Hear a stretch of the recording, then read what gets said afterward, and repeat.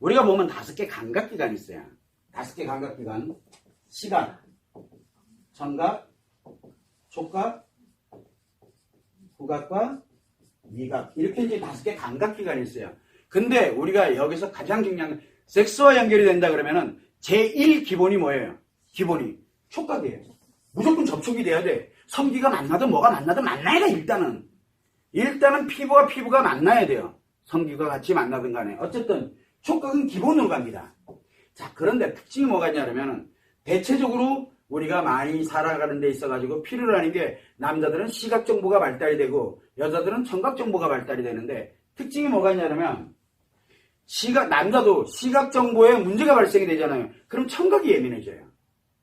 청각이 굉장히 예민해져요.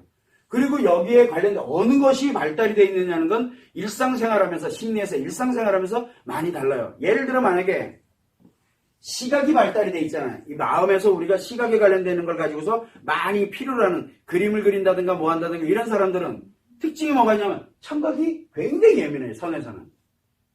성에서는 정반대가 예민해져요. 그래서 남자들이 평상시에 예를 들어 내가 이 청각에 그래서 선생님도 마찬가지로 보면 굉장히 시끄러운 거, 뭐 하는 거, 소음 이거에 굉장히 예민해요. 그리고 굉장히 예민해. 그러면 선생님은 성에서는 시각이 굉장히 많이 발달되어 있다는 얘기예요. 성에서는. 그것만 가지고 마음에 어디로 가 반대로 움직여요.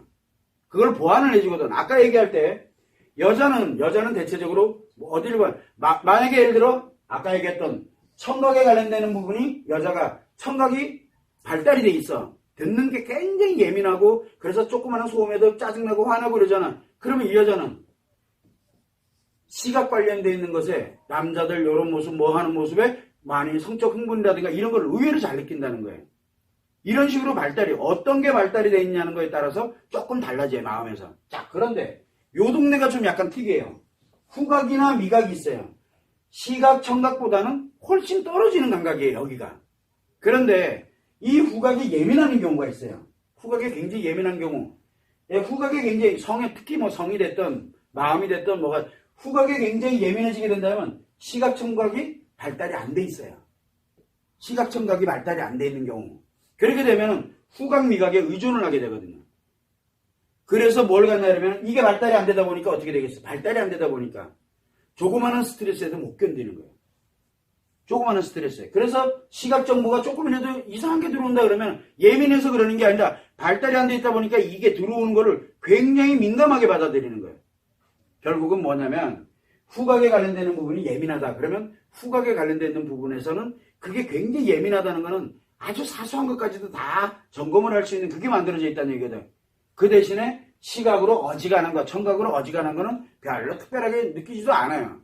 그게 중요하지가 않거든. 냄새가. 그런 사람들은 예를 들어서 뭐 향이라든가 향수 이런 후각이라 그러면 향이라든가 그런 냄새들 이런 거에 굉장히 예민해지는 거죠.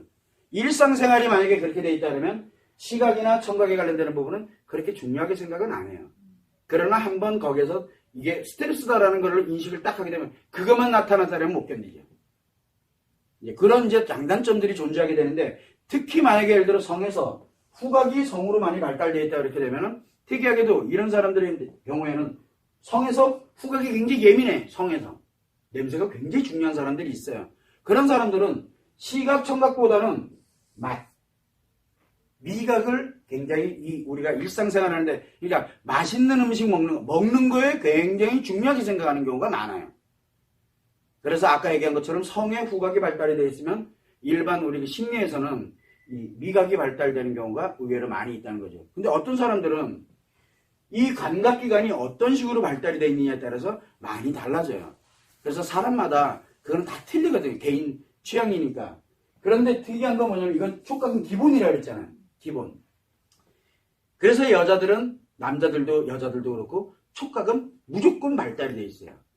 무조건. 인간관계부터 시작해서 성에 이르기까지 여기는 중도야, 중립.